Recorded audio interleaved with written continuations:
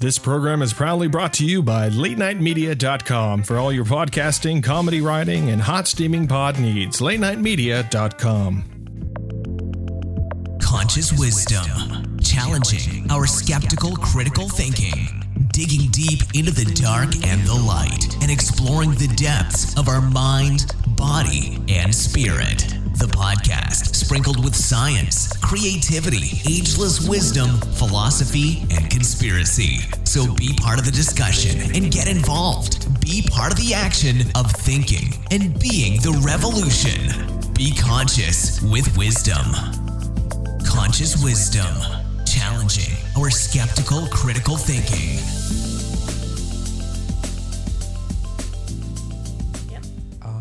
Sometimes we go through life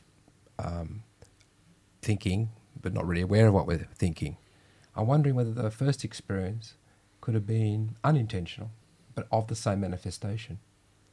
Which experience you mean where the three of us managed to? So in the second experience, you were able to manifest a sighting. Mm. And in the first experience in the hotel. Oh, that one, yes. Yes. So I'm wondering, I'm only asking. Mm. Yeah. I've had many other sightings as well. I've got these two. So yep. in the first one in the hotel, it's not dissimilar, really, because there's something appearing that we could believe that it appeared. And my question is, we can be actively thinking about something, actively choosing to do something. But if we're sitting in front of the TV or we're at rest, not really particularly focused on anything, we're more passively thinking about things.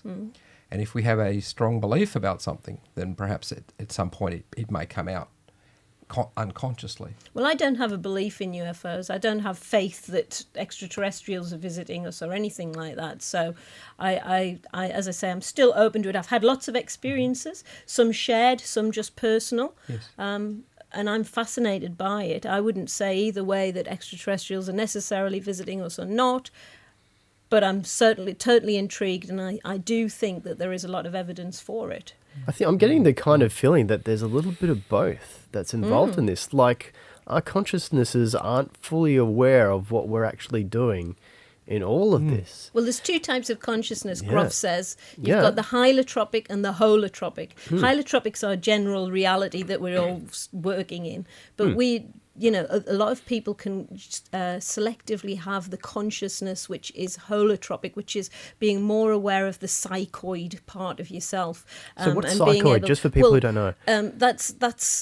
Jung refers to it as being able to experience things and have senses which are much more aware to what's around us than you would normally be picking up. So you're more sensitive. You're much more sensitive. And so that's when you have ghosts, aliens, UFOs, seeing auras. And I think I live most of my life in the holotropic you definitely realm do. because I have experiences all the time. I see auras, I have everything all the time.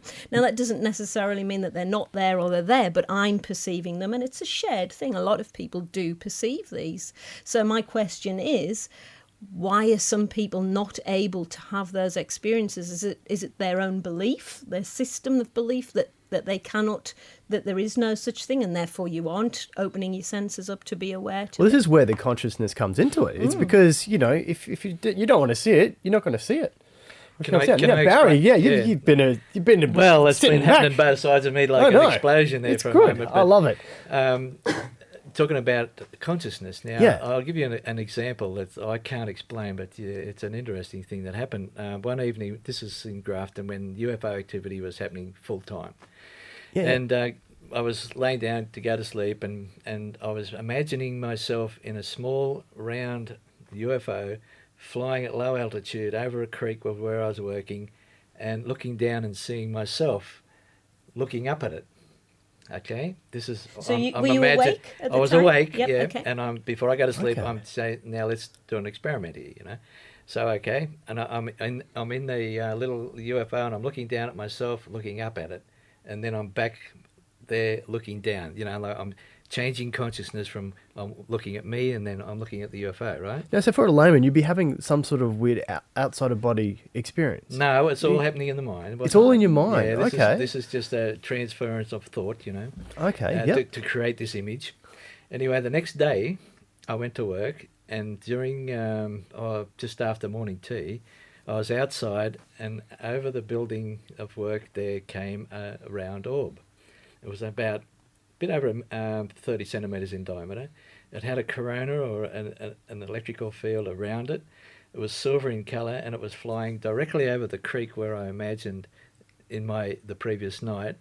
And it was only about 30 metres away from me and about 15 metres up in the sky, like off the ground. And I yelled out to a workmate. I said, "Hey, Tim, come and have a look at this." Yeah. He come out, and I said, "Quick." Anyway, we were both watching it. And I said, "What do you think it is?" He said, "Oh, I think it's a UFO," you know. And then a little bit of pee came out. And I said, "That's exactly what it is, mate." And so we both watched it, and it went around. We lost sight of it at the corner of the building, so we walked forward a bit more so we could see it a bit more, and then it shot off to the east. So it went really, just went fast. Yeah, it came down low so we could have a good look at it, and then when it was finished looking at us or whatever, I shot it. But I just forgot to mention the previous night. I mentioned when I was looking at it, I'm shining a bit of aluminium up at it to reflect it onto the object. You see, that's interesting. I've never heard of So this. this is what I was thinking. Now that thing, when I saw it, I'm looking around for that piece of aluminium. You know, because you got to throw it at. It's like, I'm out here. If I can get that and do that, that's that whole sequence coming true, being verified. You know. Okay. But that's what happened. That's the night before I visualised that to happen. The next day it actually happened. And did it look exactly the same? Exactly the same. So do you think it was precognition or premonition? I can't explain it. I don't know. It does sound like the orbs are some kind of, rather than like a craft, it's like you just experience some form of pure consciousness. Well, they're all different things. There's lots of different things to experience. There's everything from alien spacecraft containing aliens. Which would be metal? Like metal not kind of craft? No, not necessarily. No. Often they're just sort of light. No, I've seen them where they just look... sometimes they're just like a dim yellow illuminated object. It's just lit from the inside or whatever. I've got here that you witnessed numerous waves and flaps. Yeah, waves. Is that what you're talking about? Yeah, the UFOs are not there all the time. They're not around, so you have periods of time where there's nothing at all. And then during the 90s in particular, it seems to come every 20 years, the 50s, the 70s and the 90s, and it's happening again soon, if not now. UFO will come in great numbers, which is a wave. A wave of UFOs happens over a long period of time.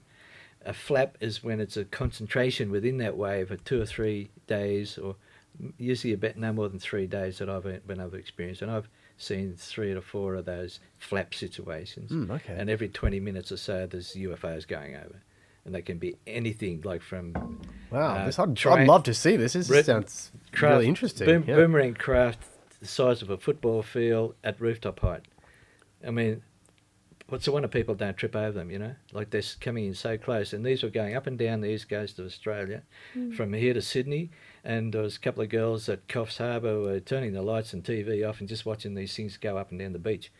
And 66 was a good time, wasn't it? Because you had the Tully nests, which happened in Queensland, and also you had the Westall 1966 as well, event just outside Melbourne, where there was a craft came down outside a school, so at a high school at Westall, came down and was witnessed by more than 200 people, including science teachers, one that was the deputy principal.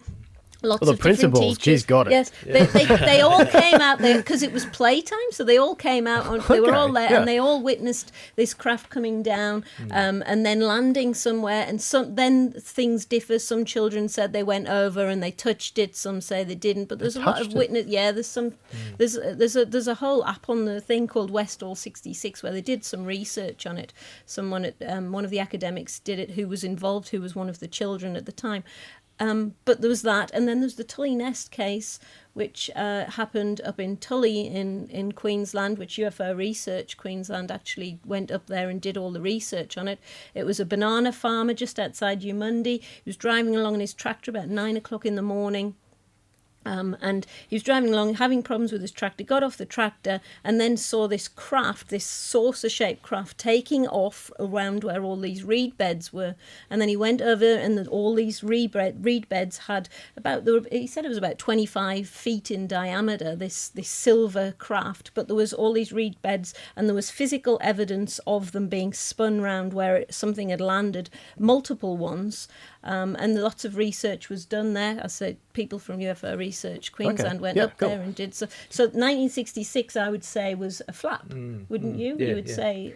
Yeah. When you see the discs, like during the 90s, there was a lot of discs. They were like the typical disc.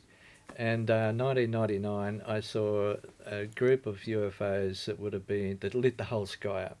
The energy coming from these, I estimate, 200 objects, lit the whole sky. It was just this massive illumination moving to the east. We calculated 6,000 kilometres an hour, pretty quick. And that was the end. And I thought to myself, they're leaving. And that was the end of the disc activity. And there was just a few little dribs and drabs of it after that. And then the other types of UFOs, which I call space critters, like the fleet footage seen in Mexico, and the round orbs of various colours, and that started to come in the early 2000s in daytime activity waves of that. And I've got plenty of video up on YouTube. So it's UFO Down Under, and I've got a whole heap of video that I was able to capture at those times, just to show people what I saw. There's stuff there. Now, there's stuff there. Let's look into a consciousness sort of level with Steve for a moment, because I'm thinking, okay, we're having these flaps and we're having stuff that's happening like at certain periods. Now, with your experience with what you've researched, would you suggest that like people's consciousnesses are all at these times working together, if we manifest it, are working together to create these sort of things, or to help them through? Well, you could argue, I could make the argument that we do want to contact a life form beyond humanity, to either obtain their knowledge or to move throughout the universe. I mean, most people want to believe that that's the case and that there'll be contact. There must be a purpose for this. We haven't had that experience. That's true. That we know of, unless, of course, you're with the US government. Well, there's a lot of people who would argue with unless you're with the US government. Right? Apart from that, everyday man hasn't had an experience of an invasion or a. Well, that's not necessarily so. There's lots of cases throughout history, from Ezekiel's wheel all the way through. If you're talking about ancient aliens or whatever, there's experiences in the Bible for a start. Let me agree with you and say, okay, let's say that happened. What would be the benefit to us? What would that take away from us? Our own choices? The benefit of accepting that there was life outside of Earth? We don't have to necessarily accept or not. Let's just say that. What would be the disadvantage of humanity's destiny being varied by an encounter on a global scale? Well, what if they put us here in the first place? They had That's a theory. Well, I'm just saying, no, it's not.